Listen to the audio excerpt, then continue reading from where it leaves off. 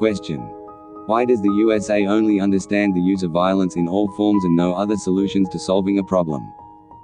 The clue is set in history. From the very inception of the so-called great nation. When the looting starts, the shooting starts, Trump says military is ready to act against Minneapolis thugs. Protesters gather around after setting fire to the entrance of a police station in Minneapolis, Minnesota, US, May 28, 2020. Protesters demanding Chauvin be arrested and charged with murder gathered peacefully at the site of Floyd's death on Tuesday and outside the former officer's home on Wednesday morning. US President Donald Trump has vowed decisive action to quell unrest in Minneapolis, sparked by the police killing of an unarmed black man, threatening to get the military involved if the city's mayor won't do the job right. The ultimatum came early on Friday morning from the president's Twitter handle, slamming Minneapolis Mayor Jacob Frey as very weak and a radical left mayor, while warning that the federal government would take over the situation if local authorities don't bring it under control. I can't stand back and watch this happen to a great American city, Minneapolis. A total lack of leadership, Trump said. Either the very weak radical left mayor, Jacob Frey, get his act together and bring the city under control, or I will send in the National Guard and get the job done right. These thugs are dishonoring the memory of George Floyd, and I won't let that happen. Just spoke to Governor Tim Walz and told him that the military is with him all the way. Any difficulty and we will assume control, but when the looting starts, the shooting starts.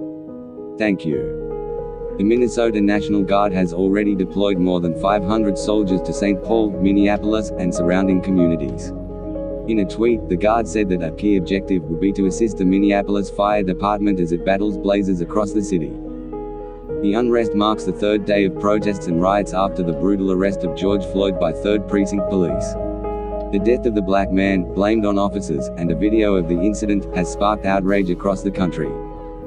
Demonstrators have broken into a Minneapolis police headquarters, setting fires and destroying everything in sight amid unrest unleashed by the killing of a local black man at the hands of law enforcement. The Minneapolis Police Department's 3rd Precinct headquarters was breached late on Thursday night, with a raucous crowd of protesters seen filing into the building, smashing windows and some attempting to set it ablaze. It's a war zone. Protesters and police clash. Fires everywhere. Chaos. The former police officer was filmed kneeling on the neck of an African-American man who later died. Derek Chauvin has been arrested, Minnesota authorities said. The arrest comes after 2 days of riots and looting in the Twin Cities.